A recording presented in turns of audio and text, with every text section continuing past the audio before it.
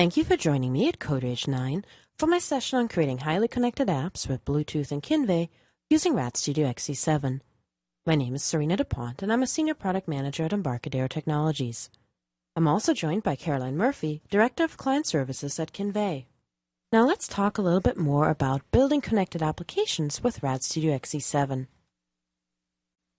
The way that we experience and interact with devices is really changing, and we make it very easy for developers to build mobile and desktop applications that connect to devices, sensors, services, data, etc. very easily. With RadStudio XE7, you can build connected applications for many different industries, such as point of sale, food services, healthcare, manufacturing, and shipping, and the applications are really limitless that you can build. The way that we enable you to build connected applications is through a variety of different technologies that we provide with our solution. For example, one of them is app tethering that allows you to easily extend a desktop application to a mobile application or control a desktop application with a mobile application using either Bluetooth or Wi-Fi.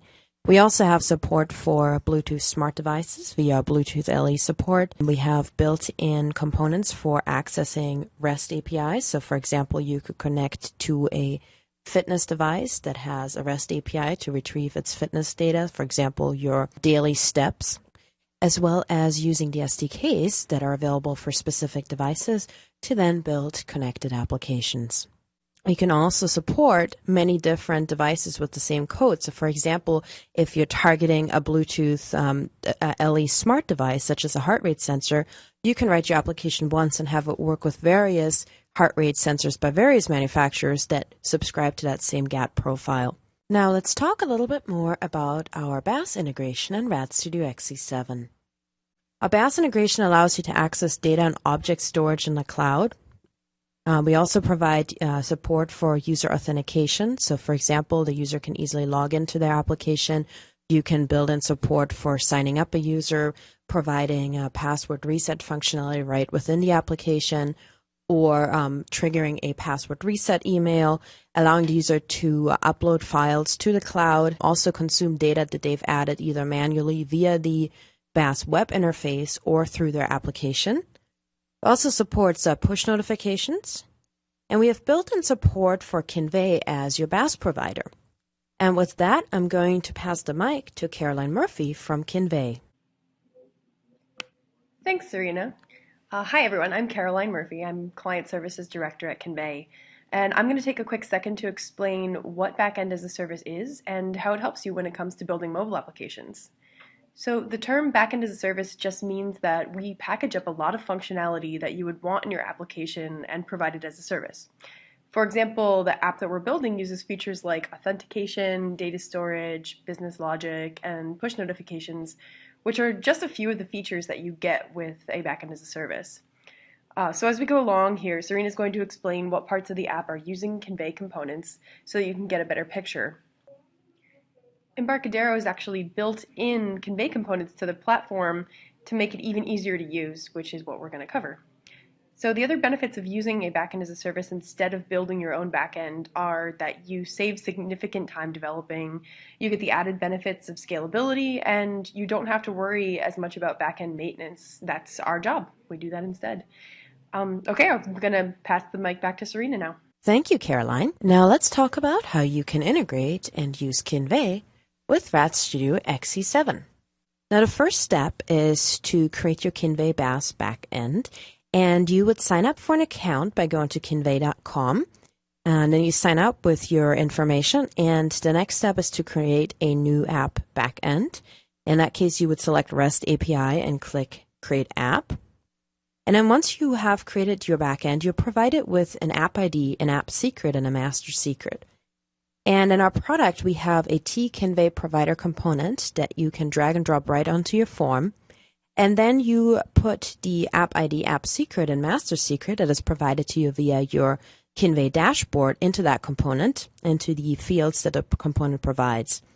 And you can then connect that Kinvey provider component to various other BaaS components that we provide out of the box. So for example, push events, push backend storage, backend push, BackendQuery, etc. So we have many different BaaS components that connect to that Kinvey provider component to provide you out-of-the-box built-in support. So let's talk about what we're going to demo today. We're going to show how to add cloud-based user authentication to your application and how to connect to a Bluetooth LE heart rate monitor, how to then take that data you're receiving from the heart rate monitor and store it in the cloud. After it gets stored, you were also going to query that existing data that lives in the cloud and display it on a chart that gets updated every second to show the current heart rate data as well as the historical heart rate data.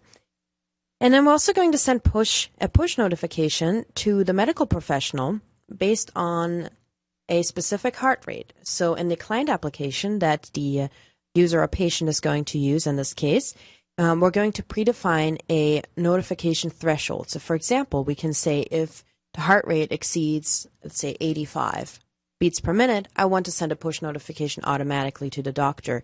And we're going to show you how to do that and how to also send a message that includes the user's user ID as well as their current heart rate as part of the push notification. So here you see some screenshots of the consumer application that we're going to create. On the left, you see the native iOS 8 style, and on the right, the two screenshots on the right show a custom iOS style. We provide built-in support for native UI styling across iOS, Android, Windows, and Mac, as well as custom UI styling. Now, the components that we're going to use on the BaaS side for our consumer application consist of a provider component, as well as backend storage. Backend storage will be used to actually store our heart rate, our current heart rate data, as it's being retrieved from our Bluetooth LE smart device. BackendQuery will be used to then query the existing data and display it in our BPM history log as well as our chart. Backend users, the T-Backend users component, will be used to log in our user. And then T-Backend push will be used to notify the medical professional that a specific user's heart rate has exceeded the preset threshold. Other components that we'll be using include, of course, our Bluetooth LE component, our stylebook component for changing the UI style of our application, a timer component for automatically updating our chart every second as new heart rate data is retrieved, several data components such as our mem table component and REST response dataset adapter component, a charting component for showing data in a chart, T-list view component that of course shows our BPM history and also our current heart rate data, a tab control so the user can tab between measuring the heart rate, looking at the heart rate history and settings, and various other UI components. The other application that we're going to build is a healthcare provider application, and it consists of a Kinvey provider component that is connected to our push events component, and it also consists of several UI components such as our T-toolbar component and T-label for displaying the application name, along with a list view and an image component.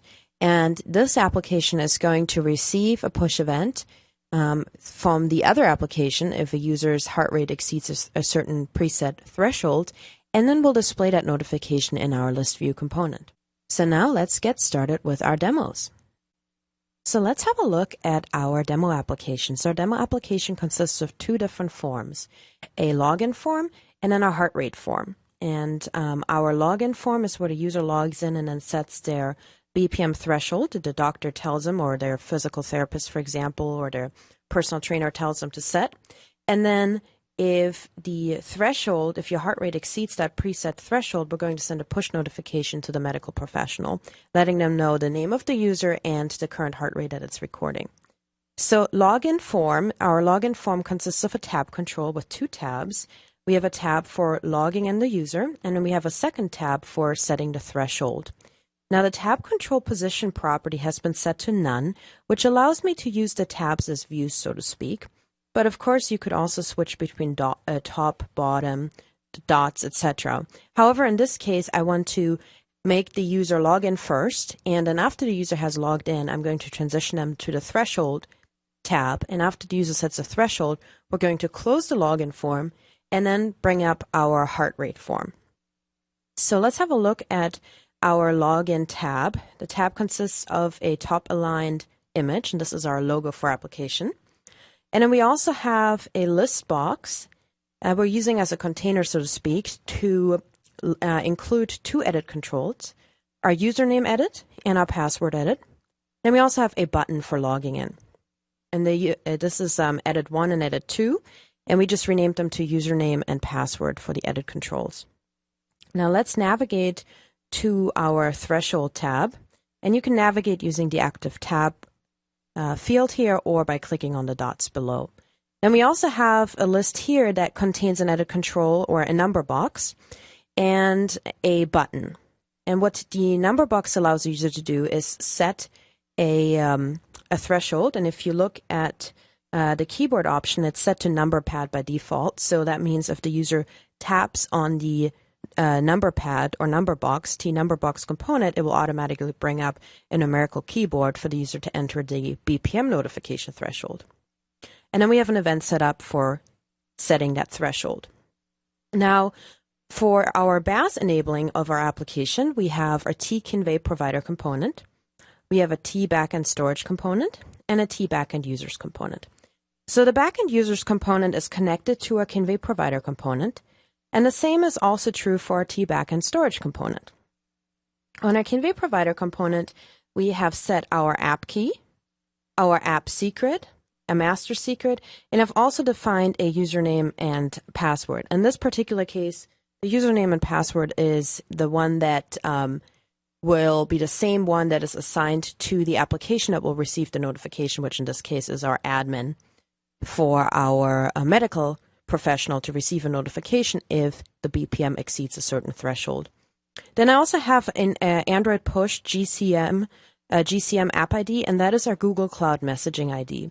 In order to receive push notifications, you will have to go to Google's site and sign up for a developer account, and in there register an app in order to receive a GCM app ID.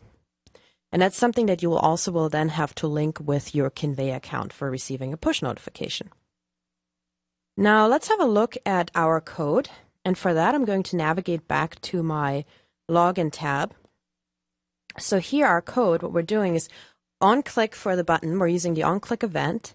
And then we are setting a variable for tBackend entity value. And we're logging in the user with the username property and the username text and password text fields. So in this case, it's just two different edit controls that I have on my form. One I renamed to username, one I renamed to password. I'm passing two strings, a username and a password. And then I'm going to log the user in if the logging in process was completed successfully. If it wasn't and Kinvey does not recognize that username or password, it will automatically put back an error message saying that you need to re-enter your password. After that part was successful, I then navigate the user to the threshold tab. Also have an on-form create event, and that event is to automatically set the login tab to active. And what that means is when the application first comes up, the first screen that is shown to the user is the login tab. Now let's have a look at our second tab. That is our threshold tab. On this tab, we're defining the BPM threshold. Let's have a look at the code here. So here we are creating a new JSON object, and we're adding two JSON pairs. One for the threshold, which takes the value of our BPM notify component, and that's actually our T number box component.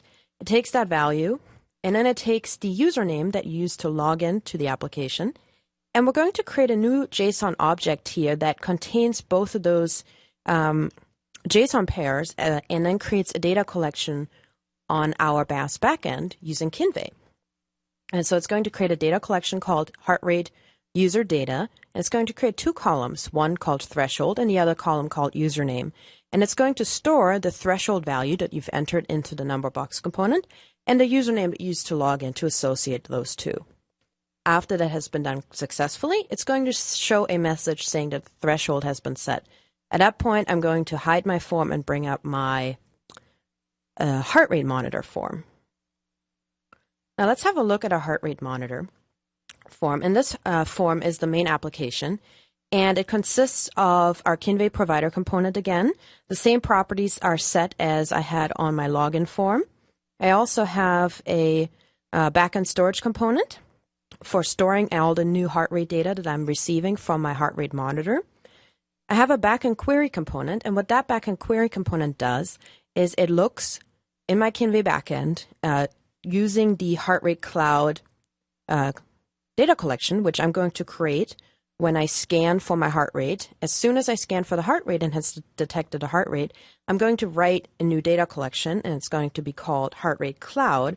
And I'm going to store my current heart rate, the time that's recorded, the date, etc., associated with that heart rate in my data collection. The BackendQuery component is then able to retrieve that data that I've stored in the cloud. And what I'm going to do with that is on the History tab, I'm going to have a list view that is bound into that BackendQuery component to display my historical data. And if I go here to my View Live Bindings Designer and zoom in, you will see that I've visually bound my list view here to my BPM log and time. And those are the two JSON pairs I'm going to create, a BPM log, and that's my current heart rate, and the time at which they were recorded. Both of those values have been bound into my list view component, and that will display the recorded time. And then on the detail side, which is the bottom aligned text in this case, on my list view, I'm going to also display the associated time. And then, of course, I also have a chart here, and the chart I'm populating with the recorded data as well. I also have a settings tab. Under the settings tab, I'm displaying my Bluetooth heart rate monitor information, the name of my heart rate monitor, the body location, whether the user is wearing the heart rate monitor, and the contact status, whether it's connected or not connected. So let's have a look at our Bluetooth LE component. And if I switch over to the code, the first thing we had to do is define some UUIDs. So from the Bluetooth website, we were able to get the service, on the service viewer tab on the Bluetooth website, we were able to get the Bluetooth UUID for the heart rate service. And that service exposes the heart rate and other data from your heart rate sensor.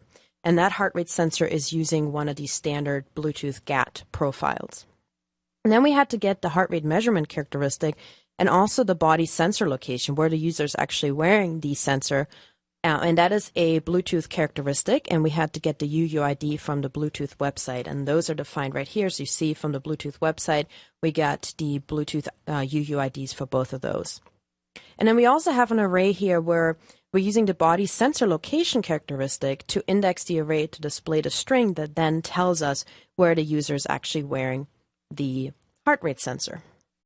Now, once we've successfully read our Bluetooth data, then we're going to be able to display on the memo the UUID information that we're receiving, and that's done and shown on the settings tab.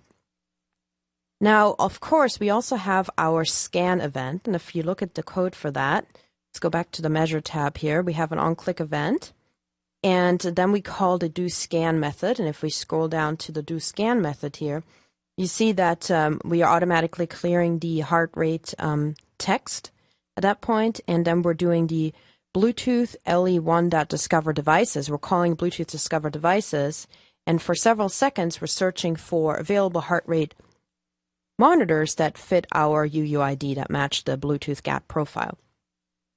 Now, once we've done that, we added a new method here called save in background, and that uses threading in order to execute and store to the continuous heart rate data in the cloud while you're actually processing the data. And so in this case, we're using actually a parallel programming and threading in order to, in the background, store the data as it's being retrieved. So we're using multiple threads in order to be able to continue to use the UI and then store the data in the background. So here we created several variables. We're recording our heart rate with a time, and then our current time is we're adding several JSON pairs. One is for a BPM log, and that's the current heart rate. Another one is for the current time. And the third one is for the username. And that's the username that we're getting from our login form. And what we did here for our heart rate form is we actually added to the users clause that we're going to use our login form. And so we're able to access the code from our login form, and we're going to use it as part of our application. We're going to create several new JSON pairs. We're going to create a new data collection called heart rate cloud that's going to include 3 columns: a BPM log for the current heart rate, a time log, and a username. And then we're also going to display the current heart rate on a label and add the heart rate data to a list view, and that is shown here on our first tab. So we have our label here that's going to display our heart rate, and a list view below that's going to display our current heart rate data. And if you look at the code here, we're going to display and add to our list view the heart rate data as it's being recorded, plus the current time. And the current time we defined here for format date time. And that allows us to display the current date and the current time, plus the current heart rate in our list. Then, of course, we're calling our save and background method to store the new heart rate data.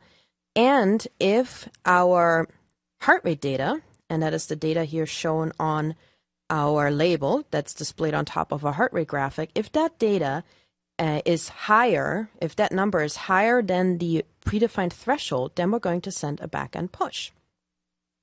And that is done by putting the backend push component onto the form and connecting it to a Kinvey provider component. On the Kinvey provider component, we've also defined a push endpoint, and that is to use business logic that lives in the cloud on the Kinvey side to execute some JavaScript that also lives on the Kinvey BaaS backend in order to be able to send that push notification once the heart rate exceeds the predefined threshold. It's basically a push trigger that we're able to execute anytime your current heart rate is higher than the predefined heart rate.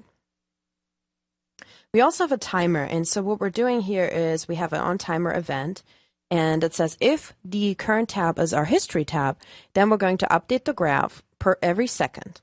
And that allows us to show continuous data on our graph on our history tab as we're actually retrieving the data from the heart rate monitor. Now let's have a look at our TREST response dataset adapter that's bound into an FDMEM table. And our FDMEM table is connected to our REST response dataset adapter. And if we look at the properties here, we are using the FDMEM table as a dataset and the response JSON from the BackendQuery.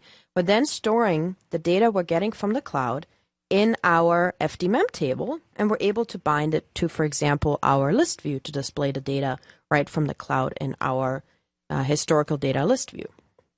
Now let's have a look at our BaaS account.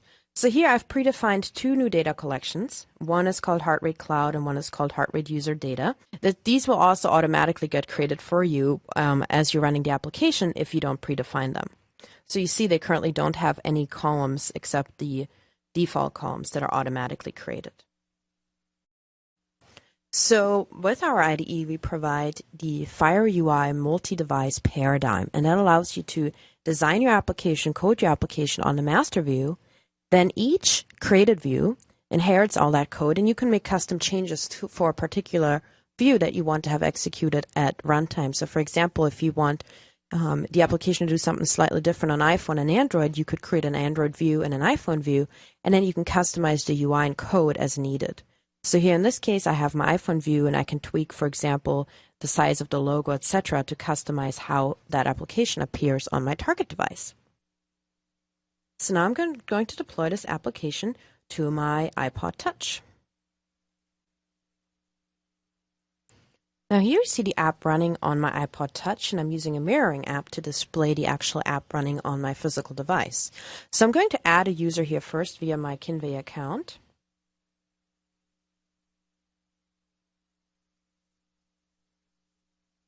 I'm going to click Create User, and I'm going to use that username to log in into my application.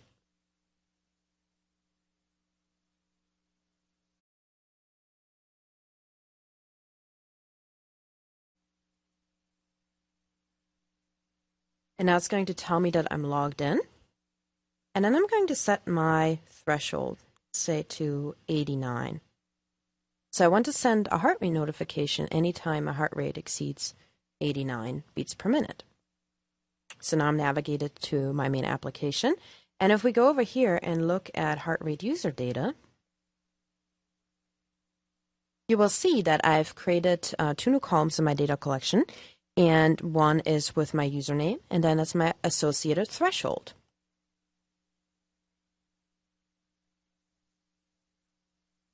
Now, before we start scanning for the available Bluetooth devices that we can connect to and the heart rate monitors we can connect to, I'm going to go back to the IDE here, and I'm going to select my remote push application, and that is my heart rate cloud admin application. That's designed for the medical professional.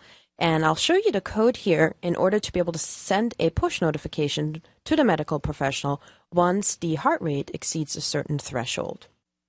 So let's have a look at our Heart Rate Cloud Admin application. This application allows you to receive push notifications as the admin if a particular patient's or user's heart rate exceeds the predefined threshold that we set in their application. So we have two components. We have our Kinvey provider component, again, has the Google Cloud Messaging app ID set, has our app key set, our app secret set, master secret set, has our password, username password set to admin. We also have our push endpoint set to my message, and that's something that we defined right inside our BaaS interface that I'm going to show you shortly. And then we have an event set up. So on our T-push events component that I've linked to my Kinvey provider component, we've defined an event that's called onPushReceived. And on push received, we're going to add text to our list view items. And the list view item is going to show the name of the user plus their current heart rate. And then we're going to send a notification to the medical professional. So now I'm going to deploy this application to my Nexus 10 device.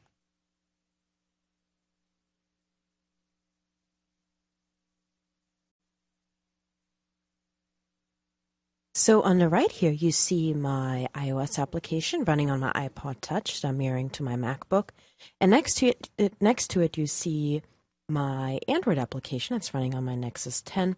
The Android application you're seeing is my Heart Rate Cloud Admin application, and that is the application designed for the medical professional, for example, or a personal trainer. And this demo allows you to send a push notification to that application once the heart rate exceeds the predefined threshold. And in my case, I had set that to 89 beats per minute. So if the heart rate exceeds 89 beats per minute, you will receive a notification in the Heart Rate Cloud Admin application.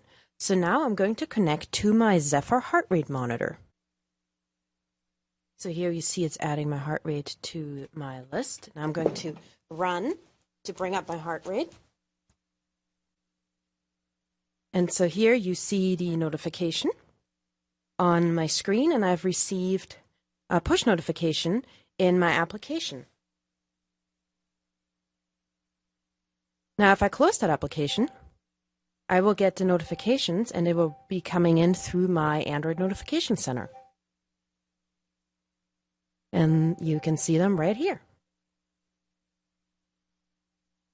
Now I'm going to stop scanning my heart rate.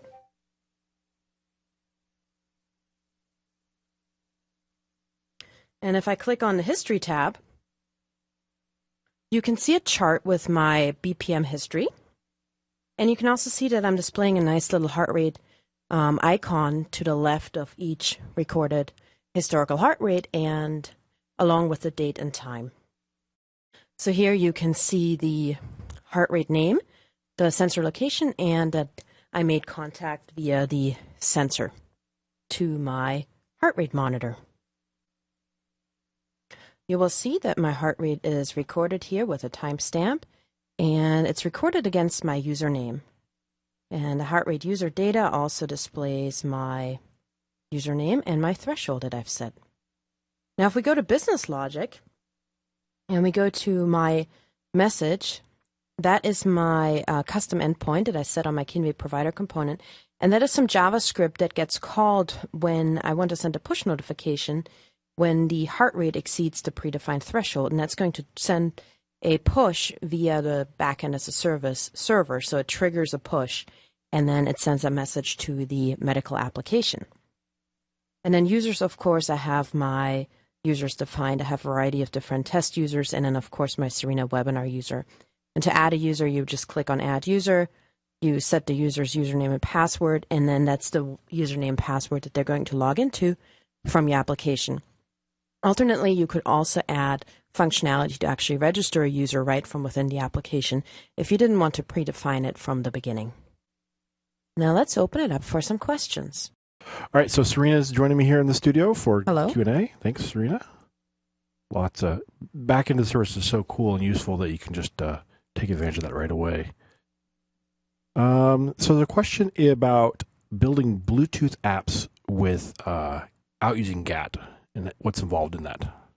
I think you did a demo on that before with something that was Bluetooth, didn't you? Or am I recalling that incorrectly? I think David I did. I don't remember. I think David I did. When you guys did the Gadgets webinar in the past. Oh, yeah, we did. That's right. We did the car. The Bluetooth car, that's right. Bluetooth car. So you can get to without GAT support, you can still access other devices, but it's a lot harder if you don't have GAT support. GAT basically defines some of the way the interfaces work. So you can do it without GAT, but it's just more work. So somebody has to figure out the interface for it. How do we find the UUID for a heart rate monitor? I have both the Timex and Garmin straps, 2 of each. So that depends. In the case of my example, I was using the Zephyr heart rate monitor. I've also tried the same demo with the Polar H7 heart rate monitor. Both of those use a standard GAT profile, and on the Bluetooth.org website, you can actually get a bunch of that information as long as that the manufacturer of the device uses those standard GAT profiles. There's actually a heart rate monitor service that you can access that's a standard GAT service.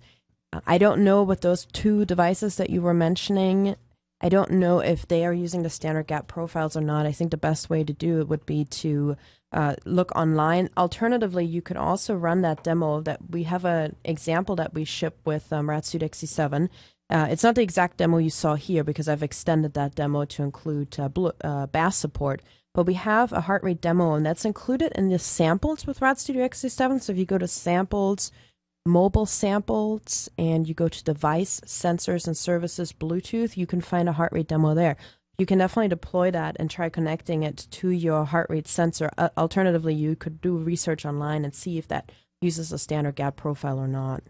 And we have that Bluetooth Explorer as well, right? That does will let you discover. That's correct. We have a Bluetooth Explorer demo that's also in that same folder, and that demo has allows you to get a bunch of data back from your Bluetooth device, which you can then use in your application. Yep. And I think there's actually an update on SourceForge for that. So if you just do a subversion update there, you can get some more updates to that Bluetooth Explorer. And there's actually other Bluetooth Explorer apps too, but you might as well download XC7, activate your trial, get the free book, and then use the Bluetooth Explorer that comes with it. That's right. So are you going to make the source available for your demo? Yes, I will be making the source available. It's on my list of things to do, and I'll blog about it once it's live. And I have demos for both Object Pascal and C++ for that same exact demo that you saw today. Oh, fun. It's exciting. How can I activate sounds for AP&S appends in the Kinvey demo? Yes. On iOS only. So on iOS, there is a way to display or to make a sound as the notification comes in. There is some information on the Apple website that talks about how to do that. I believe you have to reference an MP3 file in your info plist. I'm not 100% sure, but there is information on the Apple website if you look it up on what properties you need to set to make a sound when a notification is received. That's right. I think I remember something about that. Are there other BaaS providers that can be connected to, and how different is the process? Yes, we have support for also Parse and App42. The process is very similar. In regards to the IDE, what you saw today here, it would be the same. I have my BackendQuery component, I had the backend storage component, backend push. They can all be just connected to the provider component. So Kinvey provider, Kinvey provider is a BaaS provider component that you can connect to all of those other backend components that are available. The same is true if you're installing the App42 component pack or you're using the Parse provider component that's included. When it comes to the BaaS backend web interface, they're all different because each company has designed their own. So each of them have their own web interface that you have to make yourself familiar with. They all support JSON. So for example, if you had a data collection that you stored in Kinvey, now you wanted to use it in Parse, for example, you could do that. You could export the JSON data and re-import it, and you would get the same column structure, etc. So it is very similar working with them across the board. I've used them all, and they are all very similar when you're working with your application. It's really, in this case, what you saw today here, it's really only the main difference is the BaaS web interface. Do we always have to write JavaScript on Kinvey to push events? No, you can, so that depends. So what you saw here today is I showed the backend push component. And the backend push component works with the tpush events component. And what you saw there was I was allowing one application, being the heart rate monitor application, to push a message to the client, the professional application or the medical application. So in this case, what you were seeing was sending a push notification from one app to another. David, I did a blog post and a video a while back, and I also blogged about this, and that was an example of using a desktop application to send a push message. So for example, you could write a desktop client where you could send push messages to your mobile application users. This is the same concept as what you saw here. Is we're using one application to push a message to another application. In that case, I was using tBackendPush, and I set up a custom endpoint. And the custom endpoint was allowing me to push a message from my one application to another application.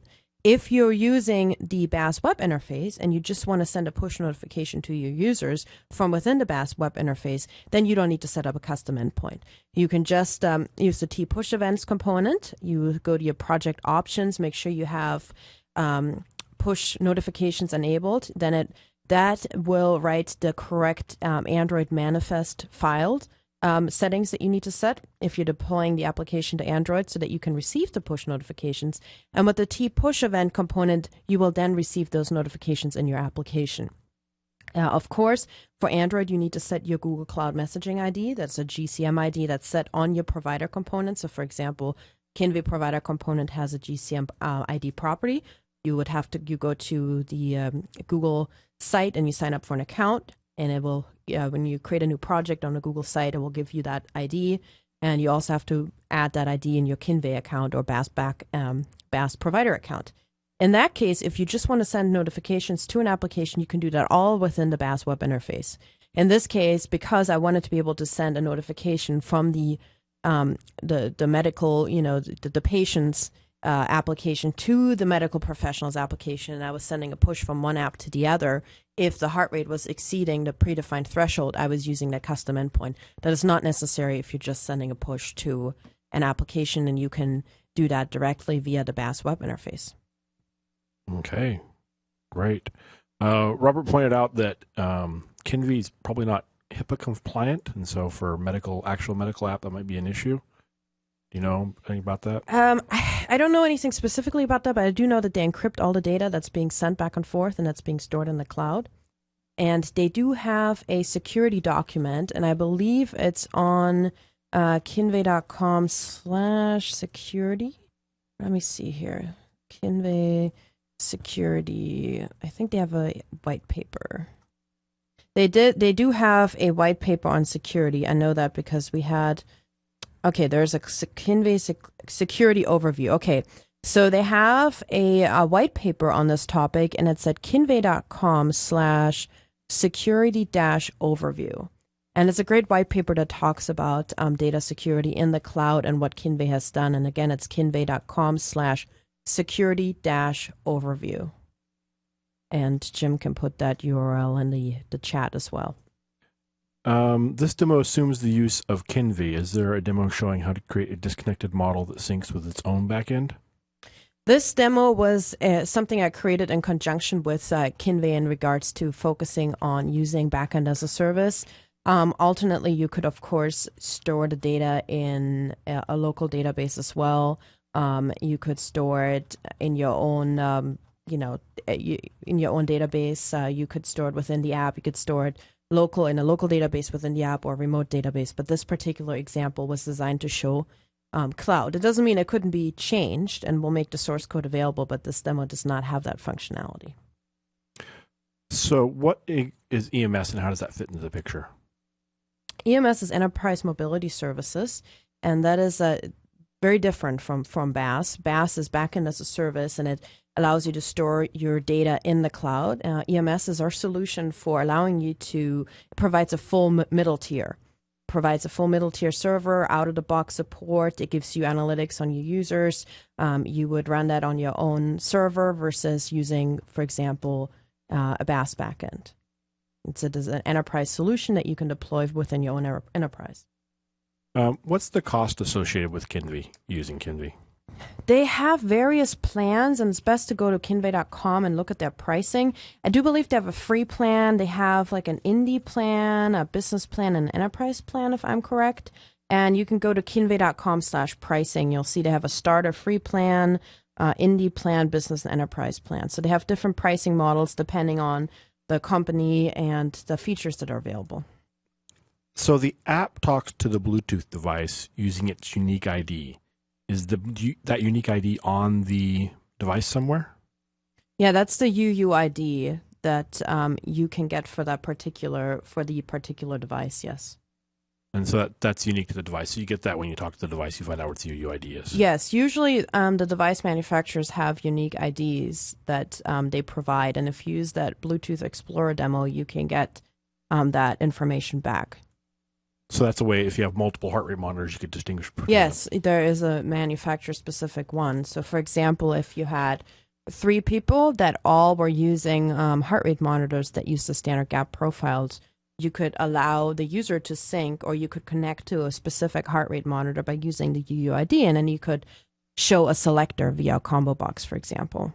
So a couple people just posted some links with some more information about the push notifications with sound. So check the chat log and grab those as well. And what about iBeacons? I think David I is working on some demos for that, isn't he? Yeah, so what he found is that the Bluetooth LE components on iOS, iBeacons aren't exposed through Bluetooth LE. They're exposed through, I can't remember what service he said. It's a different service. So it's you're not going to use the Bluetooth LE component, but you can use the other APIs to access it. He's working on a demo to get put together for that. But I think he's got something fun, basically working, but not fully demo worthy yet. He's been really busy with Code Rage, so expect something in the near future that you'll see some information about that. Is standard Bluetooth supported as well as Bluetooth LE Smart? We have support for Bluetooth Classic through our tethering implementation, and then Bluetooth LE through the Bluetooth LE component. Yes. And then I know on iOS you have to have a special license from Apple to do Yeah, Bluetooth iOS Classic. for Bluetooth Classic, you have to be part of their, I think it's the MFI program. It's for device manufacturers. Okay. What about a demo for Azure push notifications? Yeah, that's a good suggestion. We, today we have support for Kinvey, Parse, and App42 for push notifications out of the box with BaaS. But that is something that we could look at demoing in the future, or, doing a blog post about. Maybe something Jim can focus on. He's smiling. And we have a session, I think, tomorrow on building your own backend push notifications for Android, at least. Yeah, that would be great. A great session to attend. So it's all possible if you're willing to write a little code. That's right. Some Bluetooth devices turn off automatically after a couple minutes of an activity. If a characteristic was subscribed to when the device resumed on, is there a possibility to reconnect automatically? I think so, because I've been connected to some Bluetooth LE devices for apps that we've written and have stayed connected to them. There is a subscribe and unsubscribe method. I'd have to look into that a little bit more, but I do believe that's possible. Okay. Sure, part of it varies from device to device, but I know I wish my car would just stay connected to my Bluetooth device. True, but sometimes if your phone is kind of close to your car and you get a call and your car is running for whatever reason, it might take the call in the car. Oh, yeah. I just wanted to play music. I don't care about the calls. No one calls me. I just listen to music. Okay. Well, if there's any more questions for Sarina, go ahead and enter them now in the question area on the GoToWebinar software. Sorry for there's a few hiccups and delays in the video. Most of that was because of GoToWebinars. For some reason, this time of day, there's lots of delays. And then right at the end there, it locked up. But anyway, we got through the video, and the replay will be available in a couple weeks as well. So great session from Sarina. Another great session from Sarina, as usual. Thank you. And didn't understand the question regarding classic Bluetooth. Is it only available through app tethering, or is there other ways to use classic Bluetooth? Well, it's implemented via app tethering, but you can have a look at the source files and the runtime library implementation to get a better idea about what we've done. Yeah. That classic Bluetooth uses app tethering and or TCP/IP for local network. But yeah, you can totally leverage that code elsewhere. Just take a look at the code. How does Kinvey know which device to send the notification to? So when you're sending a notification, you define who you want to send a notification to. You can send a notification to all users. You can send a notification to a single user. You can create something called groups or channels, where you send notifications just to a specific group of people. So for example, let's say you're building an application that's a food-based application, and you want to display offers for Italian food or French food in your restaurants in your area. Users could subscribe and say, I'm interested in getting offers about Italian food or French food or German food, etc. And they would subscribe to that, and when they sign up, they could say they're interested in that, and then you can send a push notification to that group of users. You can actually define that in the BaaS web interface. Even if you're sending that notification right through the BaaS web interface, you can define what users to send that to. So you basically create like a JSON query against their user record. Yes, and you have, and there is an example on my blog. So if you go to blogs.embarcadero.com/Sarina Dupont, and at top left side, right on my blog, I have a kind of a sticky link talks about BaaS tutorials, and I've highlighted many of the different features you've seen here. Everything from signing up a user to sending a password reset email to how to send notifications to a specific user, etc. And it's all available as tutorials on my blog. I just put a link in the chat log. Great. Everybody should really grab that. There's those. I go out and read your tutorials all the time when I'm like, I know Sarina did this. And I go, oh, that's right. That's great. Lots of good information in there. Thank you. Lots of thank yous. Great demo. This is so cool. Can't wait to try this. Everybody's very excited. Well, thank you very much for joining us. It's been a great day.